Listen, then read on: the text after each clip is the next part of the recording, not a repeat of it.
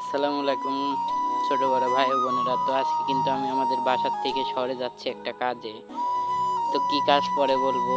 তো দেখেন শহরে এটা কিন্তু লটিফ টাওয়ারের একতলায় আসলাম। একতলায় এসে দেখেন কত সুন্দর পাবনার নির্মম দৃশ্য। আমি পাবনায় জন্মগ্রহণ করতে অনেক ভাগ্যবান মনে করি আমাকে, আমার নিজেকে।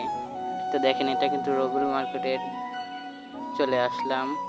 তো এখানে কিন্তু রূপমণি লেডিস টেলার্স, এটা এই ভাইয়ের থেকে পারমিশন নিয়ে কিন্তু রাস্তার ভিডিও করতে ভিডিও করার পারমিশন নিয়ে রাস্তার ভিডিও করেছি। দেখেন মেঘনা হাইস, কত সুন্দর দৃশ্য পাবেন। তো আপনারা যারা যারা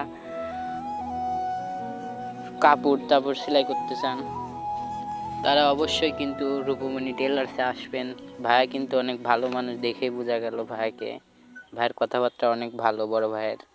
তো আপনারা যারা কাপড় মাপড় সেলাই করতে চান বা কিনতে চান এখানে আসতে পারেন। তো এখন নিচে নামার পালা। দেখলাম অনেক ঘেমে গেছি, ভিডিও করতেছি তাই। তো আমি কিন্তু আমার বড় ভাইয়ের থেকে টাকা নিয়ে মাছ মারার সরঞ্জাম কিনতে গেছিলাম। এখানে দেখছেন আমার বড় ভাই বসি গোটায় ছিপে লাগানোর প্রস্তুতি নিচ্ছে। তো দেখেন এখন কিন্তু মাছ মারার জন্য রেডি আমরা। তো দেখেন এখানে কিন্তু অনেক গরম পড়ছে আজকে পাবনাতে। তো আপনারা কে কে কোথা থেকে ভিডিওটা দেখছেন অবশ্যই জানাবেন কমেন্টে। তো দেখেন এখানে কিন্তু মাছ একটু মাছের কোনো আনাগোনায় পাওয়া যাচ্ছিল না। তো আমরা জায়গাটা চেঞ্জ করলাম।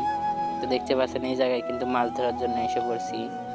তো ফাইনালি কিন্তু আমরা অনেক গরমে খাটাখাটনি করার পর মাছগুলো পেয়েছি। দেখেন এটা কি মাছ আপনারা জানলে অবশ্যই কমেন্টে বলবেন। আমাদের ভাষায় এটাকে পুঁটি মাছ আর টাকি মাছ বলে।